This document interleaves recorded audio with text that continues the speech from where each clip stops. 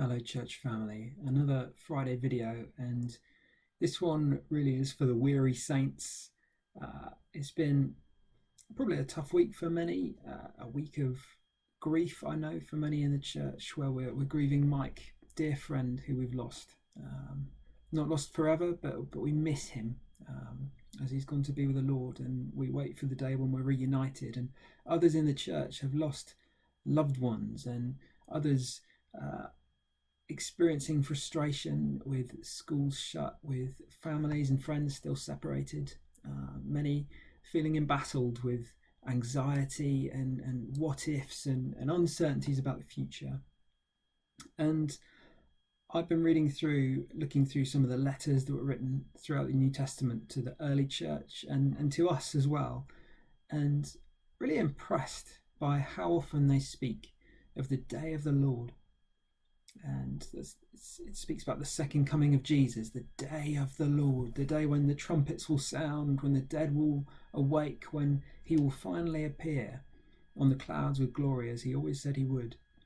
And we read of things being shaken. We read of the skies being rolled up like a scroll. We read of all things being made new, of heaven and earth being perfected and reunited. And we read of judgment and justice finally being done. And over we read about the day of the Lord, this promise of his coming. And these letters were written and these words were written to weary saints, those who have believed in Jesus, those who, while in this world, were groaning and embattled and confused and anxious because of things that were going on. Oh, but you've said, but you've promised, so why is all this still happening? And they're writing to say, dear friends, make no mistake, he's not forgotten.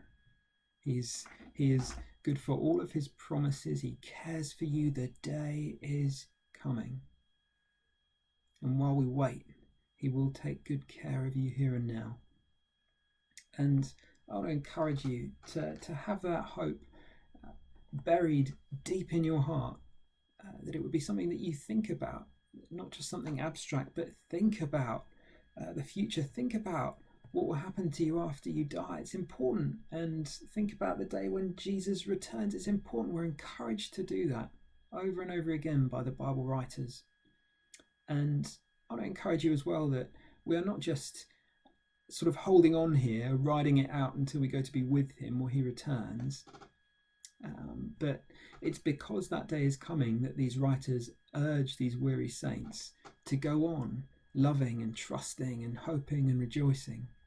So in 2 Peter, which speaks a lot about this day of the Lord and about living in light of the second coming of Jesus, Peter writes to members of the church in chapter 3, verse 11, since everything will be destroyed in this way, what kind of people ought you to be? You ought to live holy and godly lives as you look forward to the day of God and speed its coming. That day will bring about the destruction of the heavens by fire, and the elements will melt in the heat. But in keeping with his promise, we are looking forward to a new heaven and a new earth where righteousness dwells. So then, dear friends, since you're looking forward to this, make every effort to be found spotless, blameless, and at peace with him. Earlier on in chapter 1, verse 3, he speaks about how Jesus' divine power has given us everything we need for a godly life through our knowledge of him who called us by his own glory and goodness. Everything we need for a godly life through our knowledge of him who called us. So when later on he's encouraging us to live a godly life because the day's coming, it's not just try and do it. It's where do you start? You start with knowledge of Christ. You start by getting to know him. And it's very practical. If you want peace when you're anxious, get to know Jesus. Spend time reading the Bible. Spend time in the Word and praying to him. Yeah, he'll give you peace as you read about all that he's promised, as you read about all that he's done, the things that he says to the people who follow him. And they worried about the same things we worry about.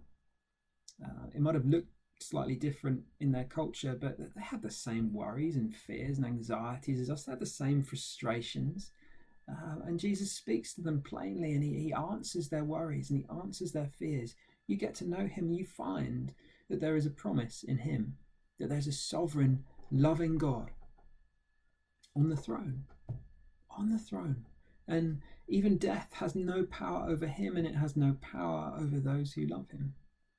You don't need to fear for money. You don't need to fear for what's going to happen tomorrow. You don't need to fear dying if you know him. You'll find peace, peace that goes beyond normal human understanding if you put your trust in Jesus, if you get to know him. If you want relief from frustration and the pressures of work and family, which are sort of heightened at the moment, spend time with him in prayer, reading the Bible. He has promised that if you look to him, you'll find new strength. He has promised that as you spend time with him, he will give you, if you ask, fresh love and patience for those around you. How many times have I needed that these last, 18 months, extra time with the challenges of two small children and the church family and all different pressures and challenges going on. But God has given fresh grace, fresh love, fresh patience, compassion beyond my own to share with others. And he's promised, look to him and take these promises to heart. If you need hope in your grief, get to know Jesus, the sure hope of resurrection, the one who can truly give us hope beyond death, beyond the grave, beyond pandemics and being stuck in our houses and missing our friends and families and wanting to be together. But he gives us hope beyond all of that, and he'll give you joy. You spend time with him, you read about what he's done for you, it wells up in you. Get to know Jesus. Spend time with him. Turn off the news. We've got plenty of that. It's all the same anyway at the moment. Spend time with Jesus instead. Switch off the TV. Switch off other stuff that's distracting you if it stops you getting time with him. Get time with the Lord. Because we need him. We are weary saints, but we need our Saviour, and he is enough. I want to finish by recommending a song that Goff and Angie passed on to me, called All of Our Tomorrows by Sovereign Grace Music, and I'll put a link below, but some of the words in there: may zealous youth and cautious age determine not the steps we choose. Great Shepherd, guide us through each day. Oh, how we want to follow you. Come, living way, our way make clear. Let perfect love drive out our fear. Be thou our vision, now and here, and all of our tomorrows. Friends, they're in his hands. God bless you, and I hope to see you soon.